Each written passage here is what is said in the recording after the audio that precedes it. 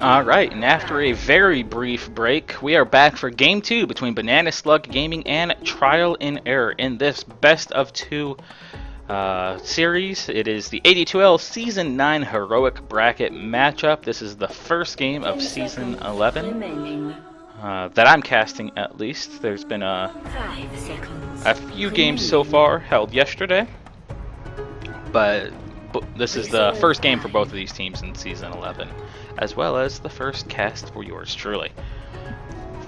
And we're getting into the draft right away with Banana Slug Gaming throwing out a courtesy ban onto the Earth Spirit, not wanting to deal with him again, and Trial and Error banning out the Faceless Void and the OD, who we saw banned out in Game 1. Radiant team pick.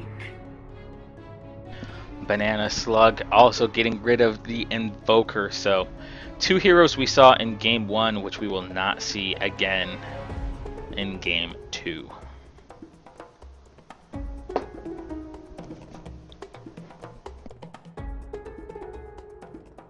And I think my game randomly selected the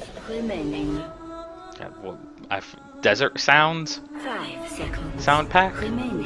I think that's what it's called. I haven't looked at all the names of the sound packs yet. So Trial and Error picking up their first hero of the match in the form of an Earth Shaker. Since Beastmaster made his way through the first round of bans, he's actually going to be picked up here. Beastmaster, a hero who's up and coming in popularity. He's, I think, like, seventh. He's the 7th most popular hero right now in terms of games played in 6.86 at the professional level, with 374 games played. I shouldn't say most, but over half of those are wins. He's boasting an impressive 53% win rate, and once you break that 52% mark thereabouts, it becomes what most in the professional circuit call a strong hero.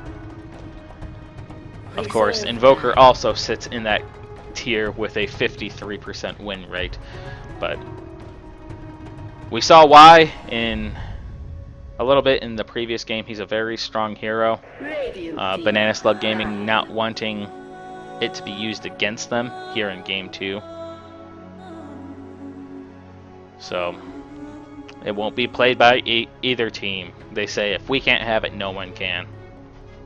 10 seconds. And Trial and Error going back to the well for their hero pickup and getting the Witch Doctor once again. Witch Doctor is actually the 3rd most popular hero in this meta, with 525 games played and a very flat 50% win rate.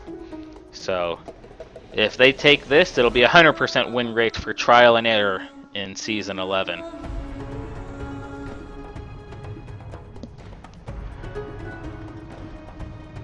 Night Stalker, picked up by Banana Slug Gaming, is another hero I haven't seen in quite a while, and so far it looks like they're starting to emulate what Trial and Error did in Game 1, picking up some of those meteor strength-based heroes. The Night Stalker able to run heroes down, Beastmaster able to Primal Roar through BKB and things like that.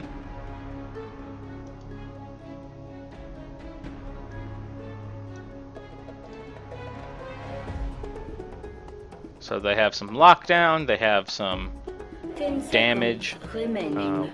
I'll see if the Night Stalker goes the combat build with, you know, the Sanj and Yash, Heaven's Halberd, that sort of stuff, BKB, or if he opts for the more utilitarian build and picks up the Aghanim's Scepter plus Gem to provide his team with just dominant vision throughout the map. And in Game 1, that definitely played a part, as Witch Doctor was able to just line the map with wards, and it provided non-stop information to Trial and Error. as they made their rotations and they knew when to go into Roshan and when not to. And they capitalized on top of that information. So we'll see if Banana Slug prioritizes it just as much, or if he becomes more of a true stalker and combatant. Second round of bans coming out from Banana Slug. They threw out yet another respect ban, getting rid of the Templar Assassin, which was played by Angel Wrath in game 1. To a very strong 14-2 result. So 10 seconds definitely a remaining. ban that's worth throwing out there. 5 seconds remaining. Trial and Error Reserve time. throw out their first respect ban of the game, getting rid of the Disruptor, as it was used pretty well in game 1 by Mafuz, I believe is who was playing the Disruptor. And even though they didn't always have the damage to take team fights toe-to-toe with Trial and Error, he was able to catch multiple heroes inside of kinetic fields, catch multiple heroes inside of static storms. He was able to glimpse heroes. Trial and Error, if there was one criticism I would have about their performance in game 1, it would be that when they did try to disengage after a push, they wouldn't do so necessarily as one. They would kind of split off. You'd see some go into the jungle, some go back in the lane and stuff like that, and the Disruptor was able to capitalize on that. And it seemed like he was focusing the Doom more than anyone else, but he would glimpse someone back, either the Doom or a few times the Witch Doctor, and 10 he was able to seconds secure remaining. a couple extra kills for Slendy, who was 5 playing the seconds remaining. Ursa. Dire And now Trial and Error pick up the Death Prophet as their third overall pick. It was banned out on them as the final ban from Banana Slug Gaming in game 1. Not wanting to see it meet the same fate here in game 2, they pick it up pretty early on.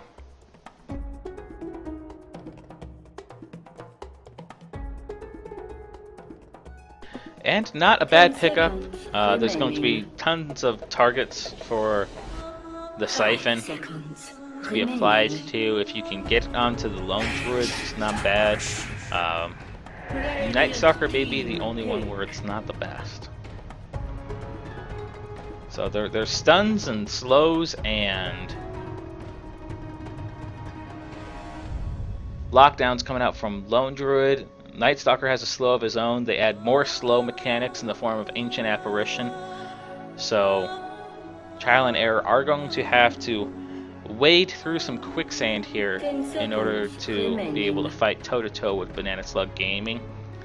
5 They seconds do have the remaining. advantage of stuns on their side. Earthshaker, of course, having his Reserve time. Fissure and Enchant Totem, which, when coupled with Aftershock, provides those multiple stuns kind of in a row, back to back to back. And Witch Doctor, as we saw in game 1, able to throw his Paralyze and cast from seemingly anywhere in the map. Zephyr's performance in game 1 was very solid, especially in the early phase of the game. He was able to coordinate rotations between himself and the Earth Spirits quite well, and applied pressure to a lot of different Dire lanes. team It looks down. like Trial and Error are focusing much more on a team fight oriented lineup this game, with Banana Slug Gaming focusing almost entirely on single target DPS. Looking across the board here, Wild Axes is 10 kind of an seconds AoE. I wouldn't remaining. really call it a team fight mechanic though. 5 But seconds Beastmaster's remaining. primary ability, besides his right clicks, is that Primal Roar, which is kind of a single target. Reserve Yeah, it shoves time. back some of your allied heroes and stuff like that, but it's more single target than anything else. Night Stalker's got the Void and the Crippling Fear. Lone Druid's all about the right click, so that's also single target. So everything about Dire right now is kind of looking single target to me, with the exception of AA, who does have that Ice Blast, and it's a decent answer to the healing mechanics from both the Witch Doctor and the Death Prophet, who's going to be able to siphon 5 seconds. some health back to remaining. herself. As well as if AA is able to land a very well-timed Ice Blast, when those Exorcism Ghosts return back, she won't benefit from that healing at the end. Radiant team pick. This time it's Banana Slug Gaming who are going to be playing the dire side, and they pick up a Sven of their own. So I said they were trying to emulate kind of that meaty lineup that Trial and Error had from Game 1, and they've certainly gone all in on that strategy here, picking up the Beastmaster, Night Stalker, and Sven. So 3 of their 5 heroes are already strength, 10 and of course seconds Lone Druid. remaining. While he himself might not be the tankiest hero in the game, he also has himself and his Spirit Bear. So he is a meat wagon of his own. While on the other side of the aisle, Trial and Error continue to double down on this AoE teamfight mechanic. So they're going to have the Death Ward, the Echo Slam, the Exorcism, the Call Down, the Tombstone, the Decay. So all of these spells are just based around, and the Crypt Swarm, and the Flak Cannon. So all of this stuff is very AoE centric. So I think if Trial and Error are going to take this game too, they're going to have to do so before the meat wagons on Banana Slug Gaming get big, and they're going to have to do so by forcing team fights early and often. So if they're able to force Banana Slug Gaming into a 5 vs 5 encounter, I definitely tip the scale in favor of Banana Slug Gaming. And we have the early pause coming out here from, looks like Lone Druid, Banana Slug Gaming. But it's just a brief pause as the teams are ready to get underway here in Game 2 of the AD2L Season 11 Heroic Bracket. Best of 2 series between Trial and Error and Banana Slug Gaming. As always, I'm Darmin, coming to you live on twitch.tv/DarminCast. Thank you for tuning in. And I will be casting more and more often here as Season 11 gets underway. Speaking of getting underway, this game is now underway as the teams head out towards the runes. You have, going through introductions here, in the top lane, you have Zephyr playing the Witch Doctor once again, throwing those casks around, and he is on his way up to Ward. Hanging out at this top room, you have Danger playing the Undying, Boomer playing the Gyrocopter, Angel Rat fighting it out with the Spirit Bear, playing the Disruptor. And last but not least, watching, what kind of set is this? I do not know if I like that mask. That is a horrifying Earthshaker as he fissures into the river, blocking out a Sven, eating a stun of his own. But it is Drake trying to escape the chasing tree of Night Stalker, AA, and Sven. And he is going to be able to get away. So Drake on the Earthshaker, throwing out some harassment, depriving himself of some of that delicious early mana. And the wards start coming out from both teams right away. Oh, look at it go! Well, Zephyr starts off the match in the mid lane here against the Lone Druid, and just right-clicking him down. This is what I was talking about, where the Lone Druid himself is not the tankiest hero, but that Spirit Bear certainly is, and Zephyr eats a couple hits from the tower as he tries to force the Lone Druid out. Lone Druid trying to keep himself in position close enough so that where the Spirit Bear can attack, but he's not in danger of being harassed by the Witch Doctor. Now Night Stalker has rotated in, and Zephyr may be in trouble here as he gets voided and slowed, and the Spirit Bear is going to chase him out, but a rotation coming in from Danger, and both teams prioritizing this middle lane greatly as we have a 3 vs 2 in the middle lane right now, 1 minute into the game.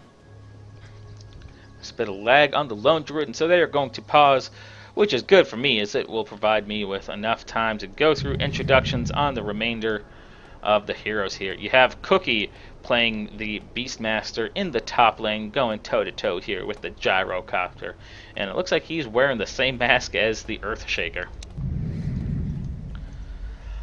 Mafuz, playing the AA, is going to be hanging out in this bottom lane, trying to harass the Earthshaker here. You can see the right clicks coming out. And then Sven, being played by Slendy, also sitting in this bottom lane, poking the Earthshaker with his giant sword there.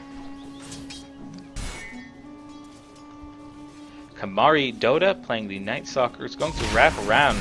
Stun coming out from Sven, as well as the Cold Feet from the AA, is going to secure first blood for the AA, but it's met with a quick answer by Trial and Error as the Fissure came out from Earthshaker in his death throes there and secured the kill against the diving Night Stalker. And up top it's Zephyr, who's slightly out of position, and they commit 4 heroes to this top lane in order to answer the dive, and they're able to secure a kill for their efforts, but it's only a kill against the support. So Zephyr, upon respawning, immediately teleports back up to the lane, unsure as to how many of those heroes have stuck around, but for the time being, most of them have retreated back. Let's see, did I get everyone on the side of Banana Slug? Got Kamari. I don't know if I got Lone Druid. So the Lone Druid, last but certainly not least, will be played by Sid.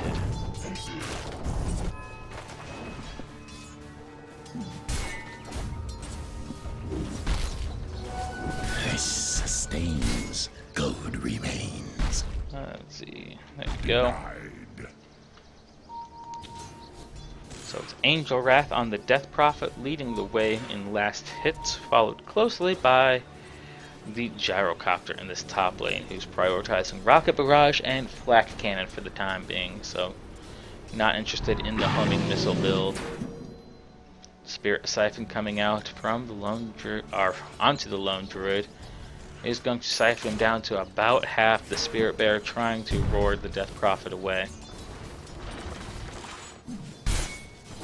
And I'm giving you some tours here as we miss a kill in the bottom lane, as the Night Stalker AA plus Sven combination secure another kill against the Earthshaker. So Drake having a bit more difficulty here in game 2, as Banana Slug Gaming are the team who take the early lead. And diving underneath the tier 1 tower, we saw just the tail end of it there as Night Stalker tried to rotate up, Death Prophet diving into the Lone Druid and securing the second kill for his team. So overall, I'd say that was a 1-for-1, but Dire's middle tower is Undying deep behind enemy lines is going to be slowed down here by a combination of the Void from Night Stalker and the Boar. He's going to look to teleport out, and he's able to do so at the very last second. It looked like that incoming right click from the AA would have been enough damage to drop him, but he gets out just in time. Beastmaster putting that Iron Talon to use and killing off the Sentry Ward, which was blocking out his camp. You can see here, and I think 6.85, Ice Frog saw fit to give us the spawn boxes for each of the camps.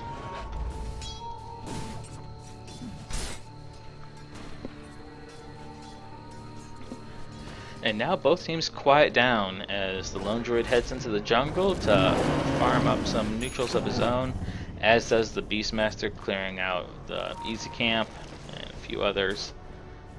He's saying that this one's likely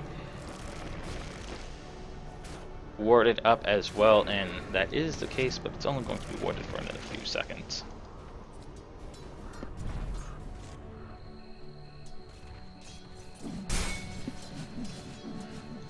Drake at half health, just kind of watching the Sven at this point. There's not much he can do. He doesn't know where the rest of Banana Slug Gaming are. You can see the Night Stalker pokes out, as does the AA, and so he throws down the Fissure to buy himself some time, and there's heavy teleports in coming out from Trial and Error starting first with the cast, and Slendy is going to continue to dive behind the tower here, so he will likely fall as he gets chased down by zombies, and it's Death Prophet running into the AA in the jungle, almost getting himself a double kill there with the Crypt Swarm. He catches AA as AA tries to retreat out and lets loose an exorcism in the form of bats instead of, well, ghost bats instead of the typical ghost ladies, ghost girls. I don't know what they are.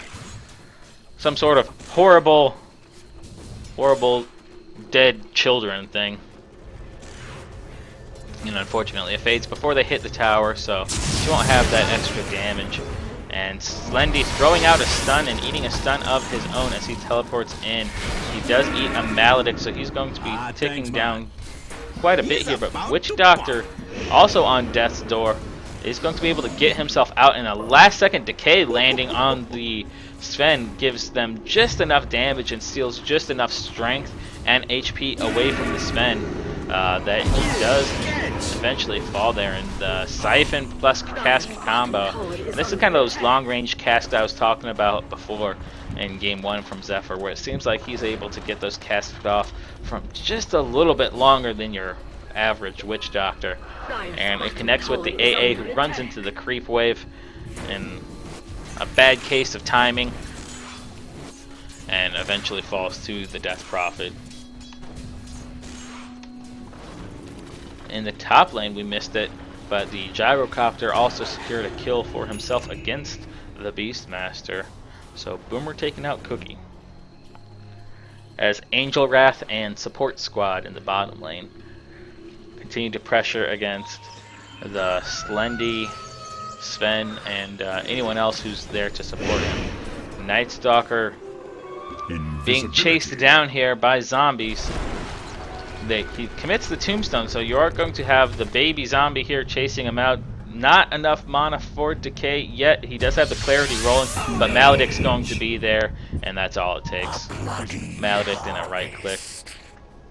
Meanwhile, in the backlines, my camera was slightly off the mark there. Drake rotated up on the Earthshaker and cut off the Beastmaster. Now there's just deaths going on all over the map as Angel Wrath kills the Sven one-on-one in the bot lane. And with Exorcism rolling, she's also going to be able to secure this tower as Gyrocopter plus 3 position themselves to likely take this tower as well. Ping's coming out from the Earthshaker saying, hey, we should take this, we're here. We've killed most of their team. We have momentum, let's get this goal.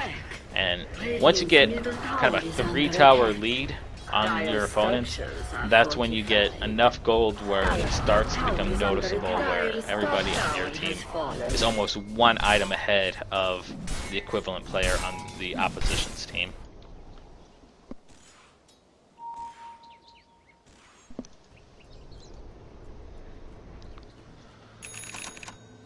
Taking a look at net worth real quick, you have Death Prophet leading the way here as she is 3-0-2. So 3 kills without a death and multiple towers as well. Got Sid kind of farming out the jungle here as nearby the Gyrocopter and Witch Doctor farm the same jungle. Zephyr jumping forward, he throws out the cask, it is going to connect. Maledict's there, the call down is there, it is going to connect. Boomer jumping forward, right clicks a couple times, and it's going to be enough to secure the kill for himself. He does eat the cold feet, but there's no follow-up damage. So between Flak Cannon and Helm of the Dominator, he's just going to recover his lost HP as Sid tries to get in position with him and the bear, but he needs to be careful here. This is actually the danger of having a spirit bear around as the lone druid is. If you're alone, that cask is just going to be bouncing between you and your bear, as it just does. And Maledict, a couple bounces, and the Death Ward. That's going to secure a kill for Zephyr. Sven showing up, throwing a stun into the Witch Doctor, trying to buy the freedom of his ally, but It's not going to be there. Zephyr kicking off his heel as the rest of his team moves into position to support. Meanwhile, on the bottom lane, you have Battle of the Titans here as the position 5 AA and the position 4? Position 5? Not sure what it is on the Earthshaker. Duke it out, and it is going to be a 1-for-1 trade here as Drake charges forward, trying to get killed to the tower instead of to some of the heroes there. But Sven's waiting there, and he winds up just throwing a stun into his face to secure the kill. So 1-for-1 trade as the two Titans go at it head to head. Earthshaker has now completed his Blink Dagger though, so that's going to put him slightly ahead of AA in their next matchup. It was Arcane Boots versus Brown Boots plus Observer Wards, I guess. So Cask bouncing around there, slowing down the chase of BSG as Trial and Error now look to turn the fight, and a big call down Tombstone and Death Ward is actually going to secure a few kills for them here to start off this fight. The Night Stalker being the first to fall, and then I think it was Lone Druid, and then the Beastmaster. And with that, they look to push uphill. Death Prophet does not have her Exorcism, so they're going to be doing it without that for now. But Earthshaker does have his Blink Dagger as well as those fissures, so right now he's just kind of hanging out in the back of the lineup and keeping the AA and Night Stalker at bay while the rest of his team work on the Tier 3 tower. The Ice Blast is thrown out, and GG is called as the first Tier 3 tower falls, and it's a 12-minute GG as Trial and Error push uphill, and they secure Game 2 for themselves in this best of 2 series. So very early GG call here as Trial and Error just push forward onto the high ground after a very successful group fight in the Dire Jungle. I would say Angel Wrath is going to be the MVP of this game. He was in a ton of fights. Pretty much everyone was in 7 fights by the looks of things. Gyrocopter was in 8, Witch Doctor was in 7, Death Prophet was in 7, Undying was in 7. So it's the game of 7s for Trial and Error. But still, I think I'd have to give the nod to Death Prophet leading the way in last hits there until the last second, where Gyrocopter was able to surge ahead by 2 last hits.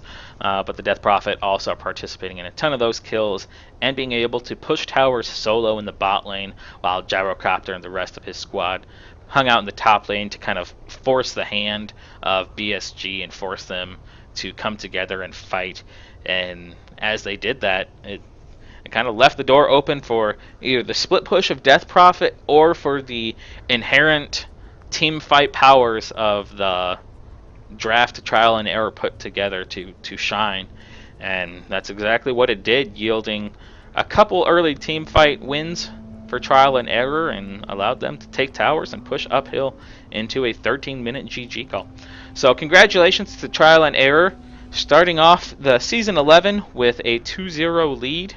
It's going to, I'm sure, put them into the lead of their bracket. I think each bracket is made of teams of 8, something like that. So stay tuned for next week, when we'll be following along with these teams and others in the AD2L Heroic bracket to see who continues moving up that ladder and who continues to slink downwards. But both teams played pretty well. Game 1 was definitely a lot closer than Game 2. You could see the adjustments made in the draft by both squads, but in the end, Trial and Error just coming out one step ahead in both games and taking home the victory. I am Darmin, coming to you live on twitch.tv/DarminCast. If you liked this cast or any of my others, please feel free to subscribe, like, share, follow, all that good stuff. I will be casting throughout the season, and I've also been given a goodie bag by EVGA to give away throughout the duration of this season. So I might be doing that in some of these early qualifier games, but I'll likely be saving some of the good stuff for the playoff games and maybe the championship game. So hopefully you're interested in some free swag, and you'll continue to come out and support me here at twitch.tv/DarminCast. And until next time, good fun. Have luck out there, everyone. Bye.